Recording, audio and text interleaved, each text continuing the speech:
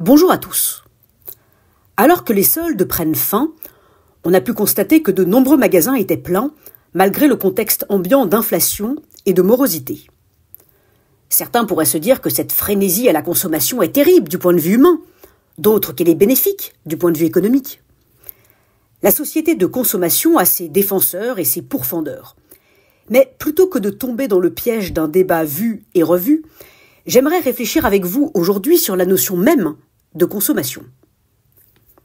Tout d'abord, un peu d'histoire. Sachez que le terme consommation est apparu dans la langue française en l'an 1120 et qu'il signifiait à l'époque une chose qui pourrait vous surprendre. En effet, la consommation, c'était l'état de ce qui est mené à son accomplissement, à sa perfection. Cela se disait d'un mariage, par exemple. Nous sommes très loin de ce que nous entendons aujourd'hui par consommation.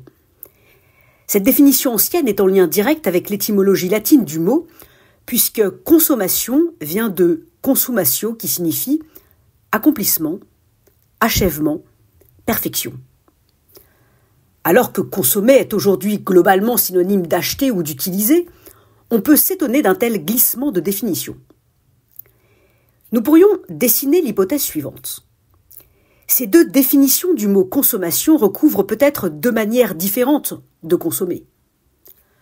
Soit la consommation d'un bien conduit à une forme d'accomplissement de soi, soit elle conduit à une usure de soi. Le meilleur exemple pour comprendre ce qui est à l'œuvre ici est sans doute l'épisode d'Adam et Ève dans le jardin d'Éden avec le fruit défendu. Si on lit bien le texte, on constate que l'interdit porte non pas sur le fruit en lui-même, mais sur l'action de le manger. Peut-être que si Adam et Ève s'étaient contentés de le cueillir, de le regarder, de le sentir ou de le conserver, il n'y aurait pas eu les conséquences que l'on connaît. Dans notre relation aux biens matériels et aux biens immatériels, des chaussures aux séries télévisées, comme dans notre relation aux autres, nous tombons parfois dans le piège de la consommation qui dévore. Nous ingérons souvent les biens, les soirées, les amis, les musiques, comme Adam et Ève ont mangé leurs fruits. Et à la fin, il n'en reste rien ou pas grand-chose, un trognon de pomme. Il nous faut peut-être réapprendre à donner au verbe « consommer » sa signification d'accomplissement. Ne dévorons pas ceux et ceux qui nous entourent.